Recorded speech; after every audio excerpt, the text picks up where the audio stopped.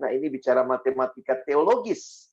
Dalam buku True Devotion, In Search of Authentic Spirituality, nah, penulis Alan Chappell mengatakan bahwa kerohanian yang sejati adalah kerohanian yang berpusatkan pada Yesus Kristus, bukan pada diri manusia. Bukan pada apa yang kita lakukan, tetapi pada Kristus dan apa yang Dia lakukan. Nah, salah satu cara untuk menguji apa yang menjadi pusat kerohanian kita, apakah betul-betul Yesus atau tidak, coba ingat dua hukum matematika ini. Hukum yang pertama, setiap kali Anda menambah, Anda sebetulnya mengurangi. Dan setiap kali apa yang Anda tambahkan itu, kalau nomor satu Anda nambah, sebenarnya mengurangi. Dan apa yang kamu tambah itu sebenarnya yang Anda sembah. Nah, menarik ya konsep yang dia perkenalkan tentang penyembahan di situ. Kita lihat elaborasi pemahaman dari hukum yang pertama. Setiap kali Anda menambah, Anda sebetulnya mengurangi. Apa maksudnya? Apapun yang kita tambahkan pada pribadi maupun karya Kristus, yang sebenarnya hanya Kristus, solus Kristus gitu ya, sebetulnya mengurangi kebenaran tentang dirinya. Waktu kita berpikir bahwa kita perlu Yesus plus perbuatan baik, ataupun status moral, atau kontribusi dari pihak kita, bukannya mendapatkan Yesus, tapi kita akhirnya mempunyai Yesus yang bukan lagi segala-galanya bagi kita. Jadi Yesus tidak lagi cukup. Christ alone is no longer enough. Yang Paulus juga koreksi dari kehidupan jemaat di Kolose. Di Kolose mereka mengalami masalah yang sama. Bukannya mereka tidak percaya lagi pada Yesus. Yesus tetap ada. Mereka tetap percaya Yesus. Tapi mereka tidak lagi percaya hanya pada Yesus. Mereka mulai terbuai oleh beragam pengajaran dan aturan yang akhirnya menjadi lebih memikat daripada kemuliaan dan keindahan Kristus. Karena itu kalau teman-teman melihat, kenapa Paulus memulai Kolose dengan menyatakan keutamaan Kristus? Karena ternyata Kristus dianggap tidak cukup. Mereka tambah Kristus plus sunat, Kristus plus tradisi, Kristus plus penyembahan malaikat. Jadi sekali lagi bukannya tidak ada Yesus, tetapi Yesusnya dianggap tidak cukup hanya Yesus. Lalu kemudian hukum yang kedua, ya. Apa yang Anda tambahkan itu yang sebetulnya Anda sembah. Maksudnya apa? Kita bisa mengikrarkan pengakuan iman, janji keanggotaan, ya, lagu pujian kita nyanyi kalau hari Minggu, kalau kita ibadah, atau bahkan kita bisa mengkhotbahkan Yesus itu cukup. Tetapi kenyataannya adalah apapun yang kita tambahkan selain Yesus Kristus, itulah yang sebetulnya menjadi Tuhan dan Juru Selamat kita. Sekali lagi, kalau kita perhatikan, contoh dalam Alkitab jelas itu terjadi di dalam jemaat Galatia.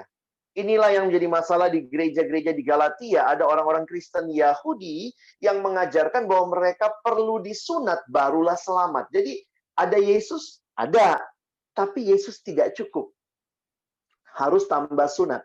Maka yang dia tambahkan itu sebenarnya itulah yang disembah. Martin Luther mengatakan default settingnya manusia itu kita mau jadi juru selamat buat diri kita.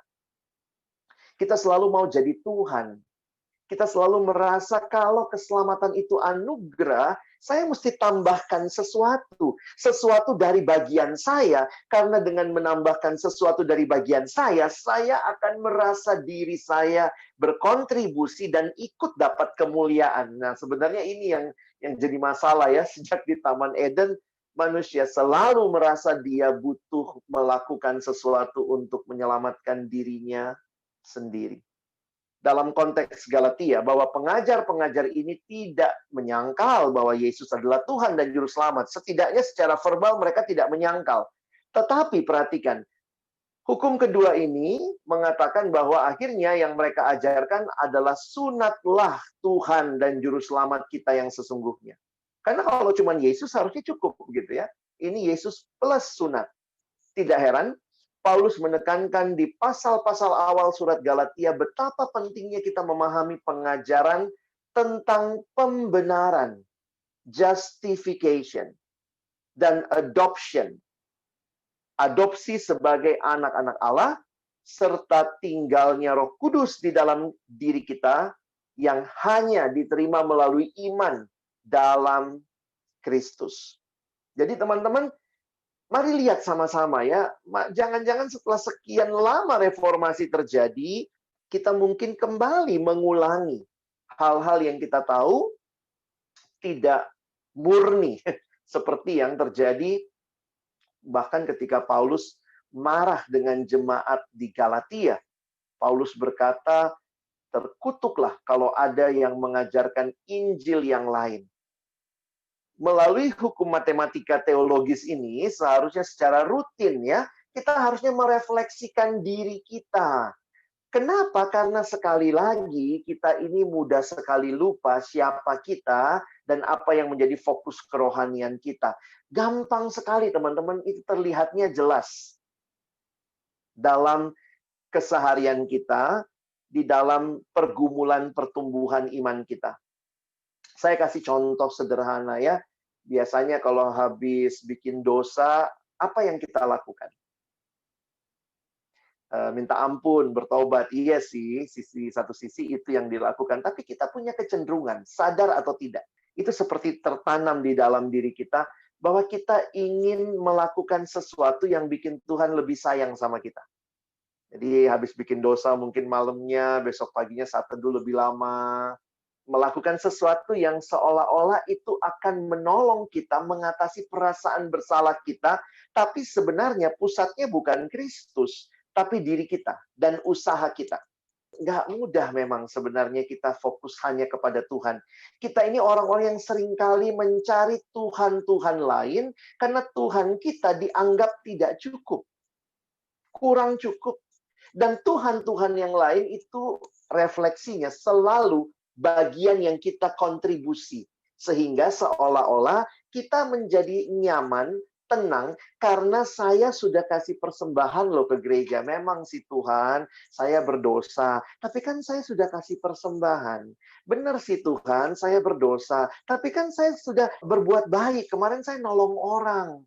Jadi seolah-olah kita bicaranya kita ini diselamatkan karena anugerah, tapi praktek hidup kita, praktek hidup yang masih balance sheet.